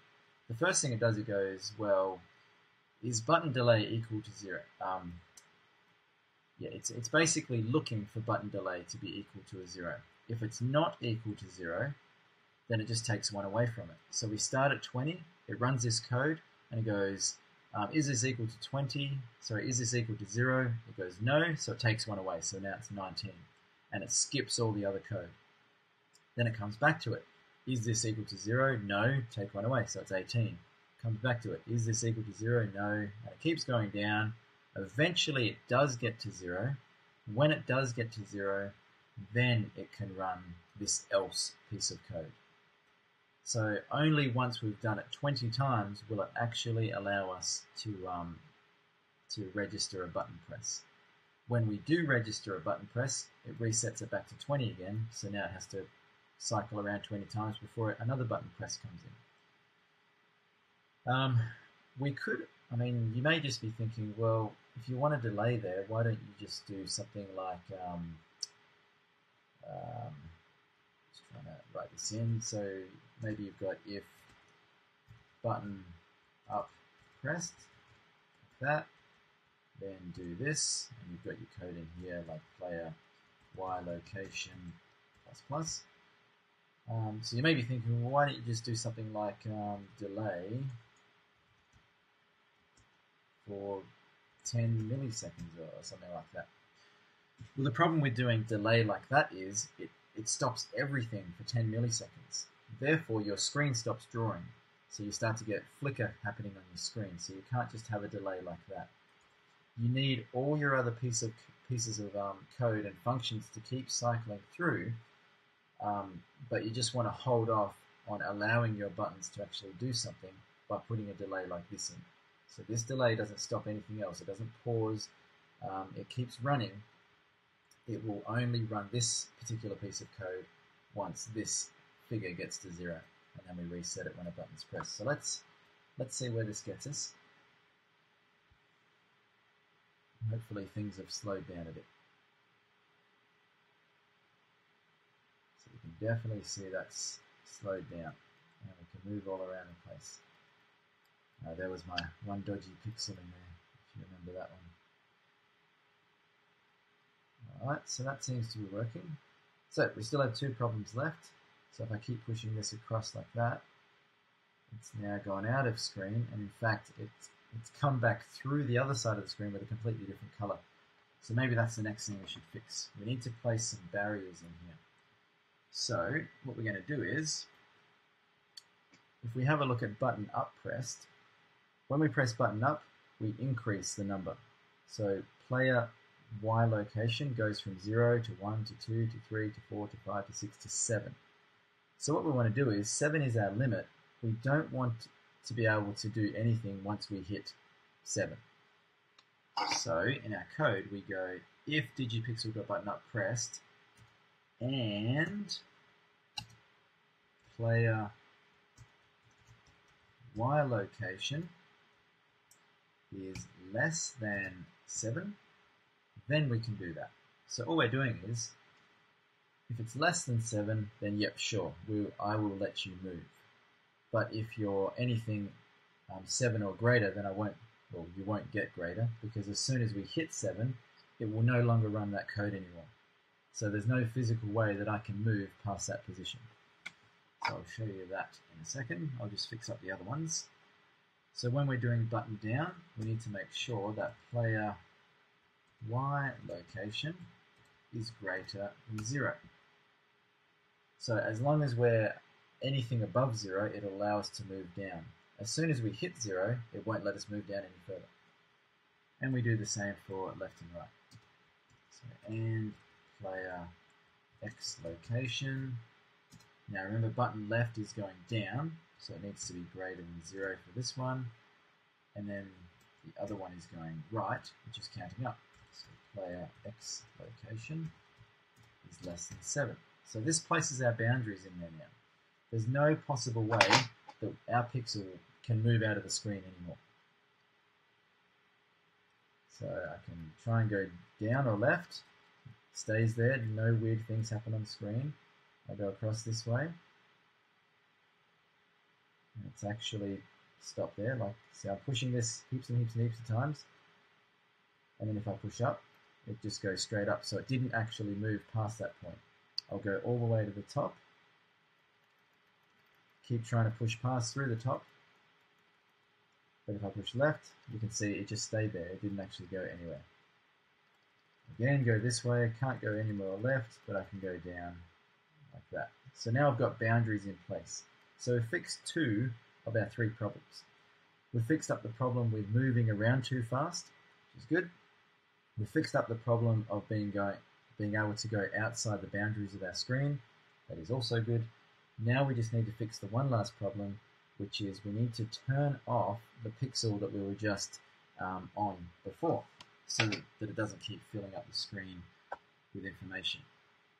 So, easiest way to do that, I'll show you this way, and if we find it gives us problems later, then we'll come back and fix it, but I think this will be fine for this particular program. So what I'm going to do is, I'm just going to go,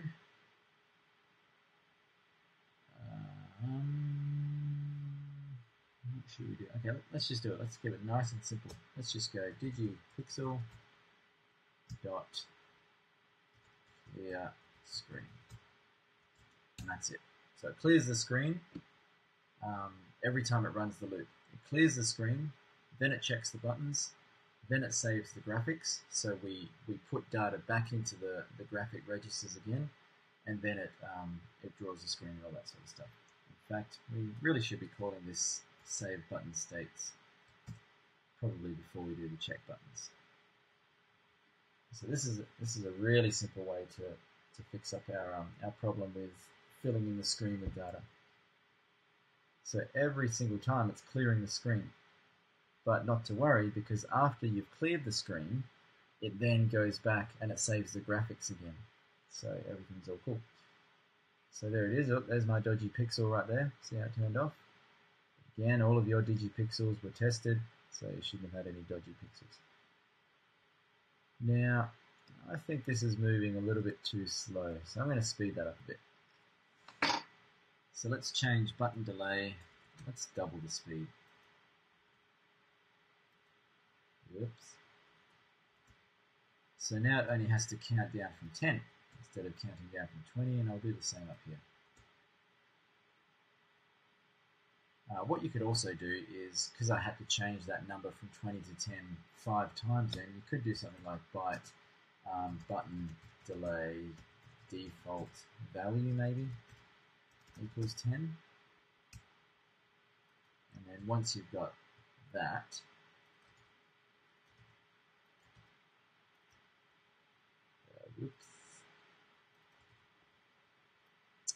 once you've got that in place, if you found out, well, the speed's not really, I didn't really like that value of speed, you only need to change it once, which is here. Or in fact, to make this even better, you would call this before you call that, and then you just do that. So literally, you only have to change it once, and it'll change all of them for you.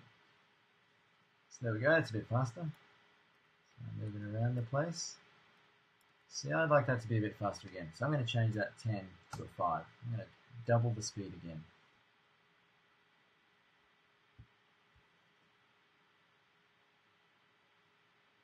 There we go, now we're getting somewhere. That's pretty cool. So I've got my single pixel moving around the screen. And again, if you wanted a different color, type in like, I don't know, maybe you like red. Let's do that.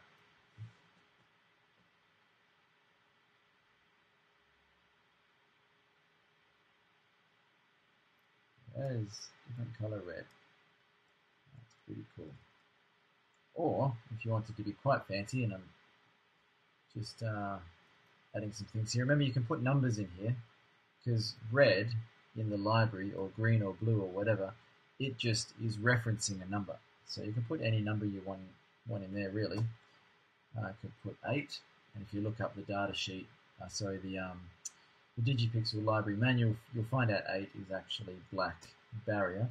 So we probably won't do that. Let's do 3. What's 3? That would be blue, magenta maybe, orange. It's way off. So there you go, orange. So what we could do, if you like color changes, see how we've got player color down here. So I might copy this, and I'll have a button to change the color. So I'll go digipixel.button A pressed. Then we don't need any of that. I'm going to do player color. So we increment the color, the player color. So it's going to start at number 3 up here. And every time I press that button, it's going to go to 4.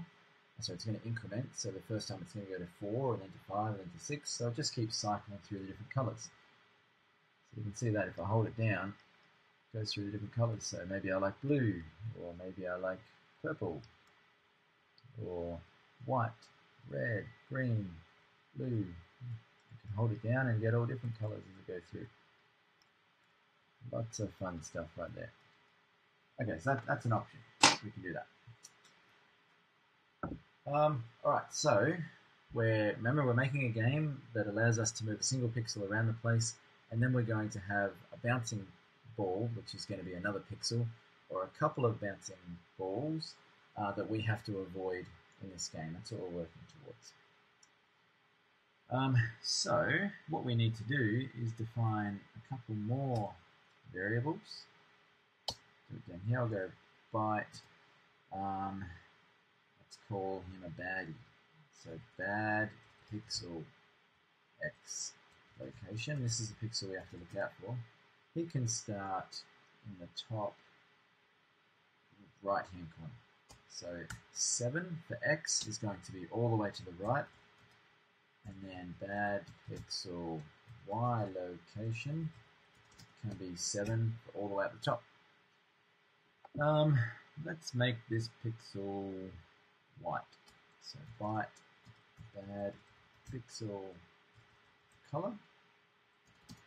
He can be white. Okay, so very similar to what we've got for our player. We've got an X location, so horizontal on the screen, a Y location, vertical on the screen, and we've got a color. So that's all well and good right there. So we'll add this to the save graphics routine, or the save graphics function. So I'll just copy this, it's an easier way of doing it. So this is going to be bad pixel X location, bad, is that what I called it? Bad pixel? There it is. Bad pixel X location, bad pixel Y location, and bad pixel color. Let's send that to the device, and we'll have to fix this. There it is. So we should find in the top right hand corner is our bad pixel, which isn't really bad at the moment, but he will be white, and he's located up there in the top right. Okay, so let's get him to move around the screen. So he can bounce around the place, let's say. So I'm going to have a little function here, and I'm going to call it update bad pixel location. Like that.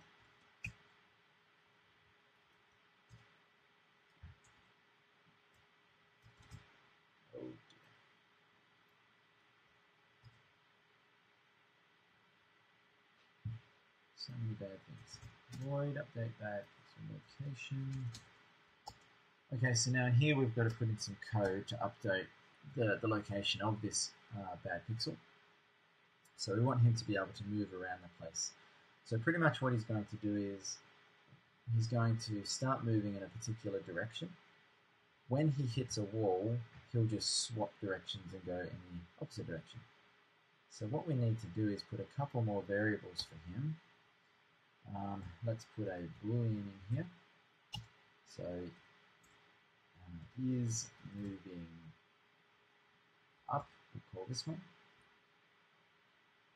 Let's go is moving down, let's try that. And that's going to equal true to start off with. Because he's starting at the very top right, he's going to have to be moving down and left to begin with. And we're going to have another boolean is moving left, and that also equals true. There we go. He also needs to have a particular speed, so let's do byte bad pixel. And let's give him two different speeds. So he'll have a horizontal speed and a vertical speed. So bad pixel x speed. Let's just try 5, and let's do byte bad pixel y speed. And the y speed can be a little bit slower. Let's try that. So remember, the higher the number, the slower it's going to be, because we use these numbers in delay routines. Okay, so there we go. We've got boolean to tell us which direction we're going. So we're going to be moving down. When we hit the bottom, we're going to swap that. So is moving down will be false. So that means now we're going to go up, and the same sort of thing for when we're moving left. Okay, so the first thing we want to do is let's take care of the up-down movement first. So we go to update bad pixel location, and we go if. So we want to see if we're allowed to move him yet by using the y speed here.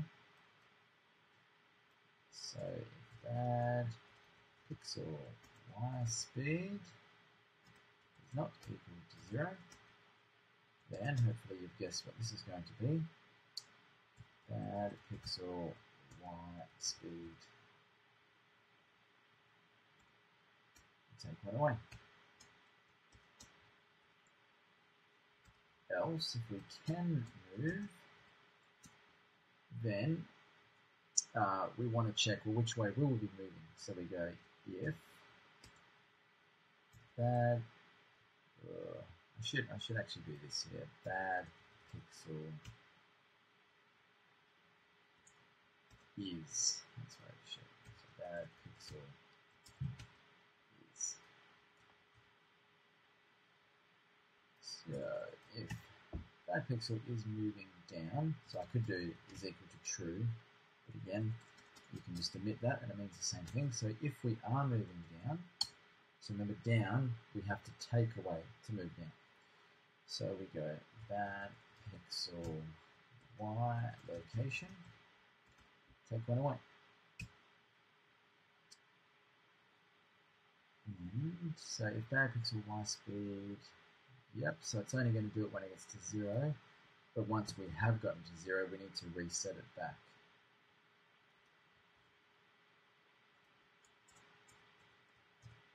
So bad pixel y speed equals, what did I say the y speed was? 7. So we reset it back to that. So if bad pixel is moving down, then let it move down one spot. Else, if it's not moving down, then it must be moving up. So we do bad pixel y location plus plus, so to move up one. Now again, the problem here is I'm not detecting any barriers or any boundaries here, so I'll fix that up straight away. I'll fix it up now. So if bad pixel is moving down, so if we are moving down, it's going towards 0. So I'm going to go, if bad pixel is moving down, and bad pixel y, y location is greater than 0. So if we're not at the bottom yet, then yes, you can move down. But if you are at the bottom, then you can't move down. Yep, so bad pixel y location, take 1 away, else, and what I really should be doing is else if bad pixel is moving down is equal to false. So if bad pixel is moving down, and I'll put this in is equal to true, just to so hopefully you can understand what's going on there. So if it is moving down, so if that's equal to true, and we're not at the bottom yet, then yes, you can move down. But, so else if bad pixel is moving down is false, and we haven't reached the top yet, so I'll just copy that and paste it there, and bad pixel y location is less than 7, which means we haven't reached the top there yet, then yes, you can move up 1. So let's run this code and we'll just see what happens.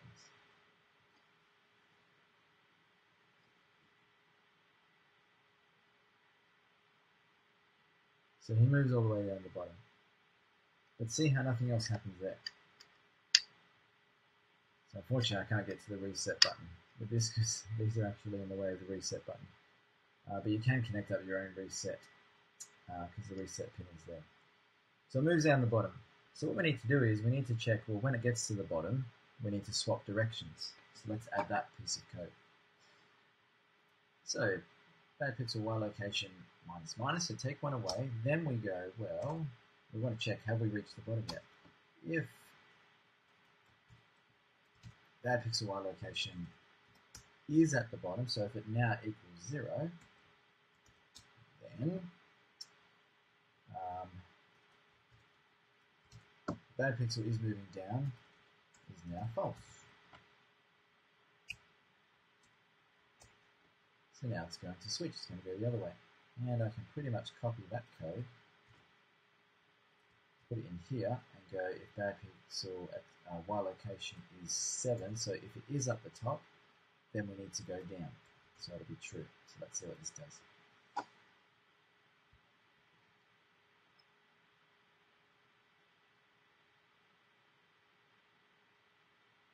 So it just keeps moving up and down. So we've got a bit of a delay in there, so it doesn't move too quick. If I didn't have that delay in there, he'd be moving super quick up and down. So we're checking which direction is he going. Is he going down? So is pixel moving down equal true? You go, yes, it is. So we take 1 away. And then once we've taken 1 away, we check, well, am I now at the bottom? If I am now at the bottom, then I swap it. So I go, is moving down equals false. And then it runs a totally separate bit of code, which causes him to go up instead. As he goes up, we check, am I at the top yet? If it is at the top, it swaps again. It goes, bad pixel is moving down equals true, and then it goes down. So it just keeps going up and down. So we can pretty much copy all of that and paste it and do the same for the left-right function here. So bad pixel speed, oh, that's the y speed, yep. So what I'm going to do is, grab all of that and put it down here. And I'm just going to change this to x.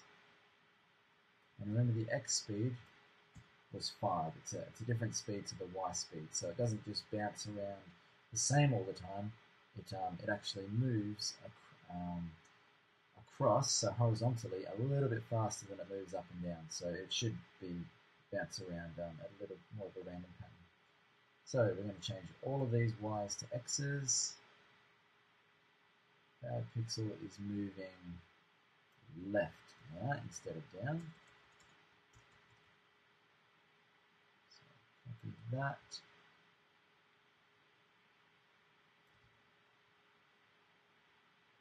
Few changes we've got to make here. We've got to change all the downs to lefts and we've got to change all of the y's to x's.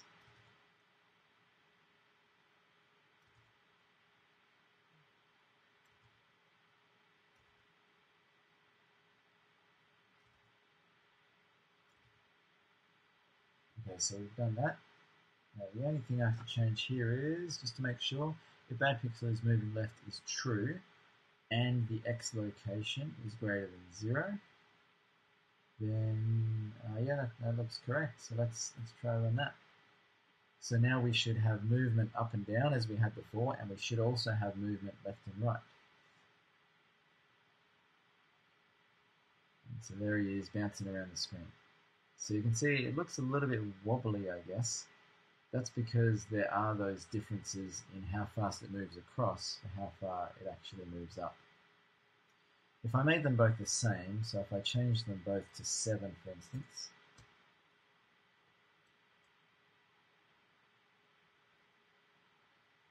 it'll be a more of just a 45-degree angle that the thing moves at. Almost. Oh, wait a second. Because I didn't change this one up here. So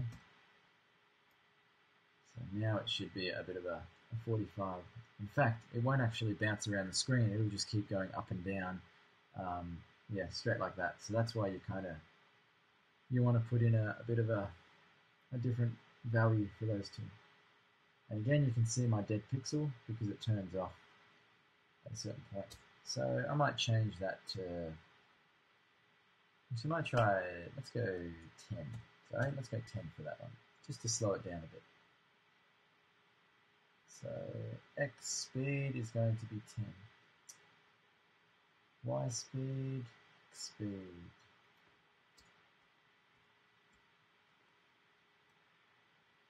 So now let's see how that goes.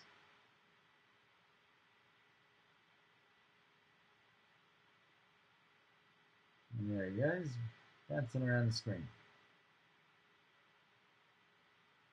So now what we want to add is some code to see if we've collided with this bad pixel, because we don't want to collide with him. So what we're going to do is add a new little function here, and let's call it void check for collision. Let's call it. And we'll call it in here check for collision. So we want to go if player, what do we call it again? Player x location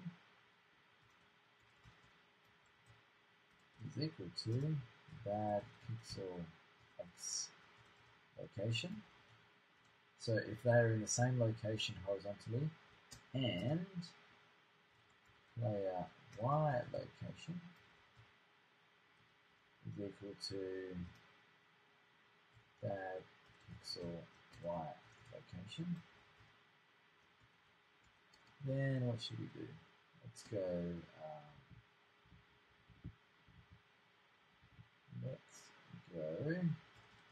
fill DigiPixel dot fill screen red. Oops. So let's fill the screen with red. So it's not going to work, actually.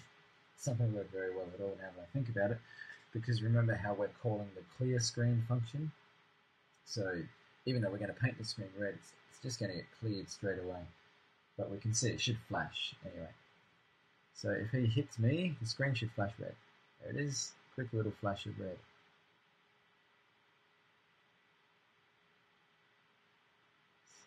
Again, come on. There it is. I could try chase him, I guess. There we go, red, red. Keeps going red.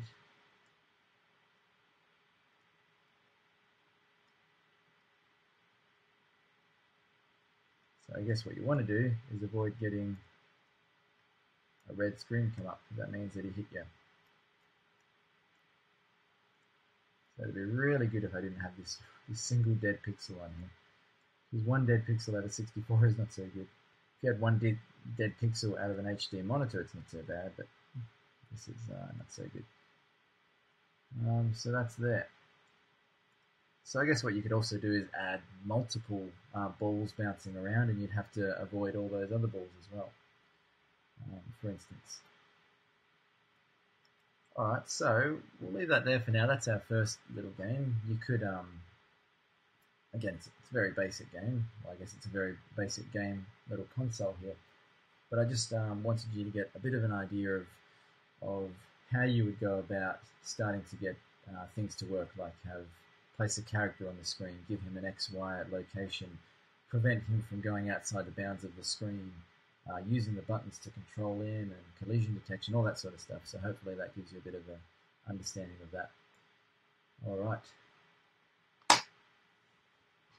That's it for now.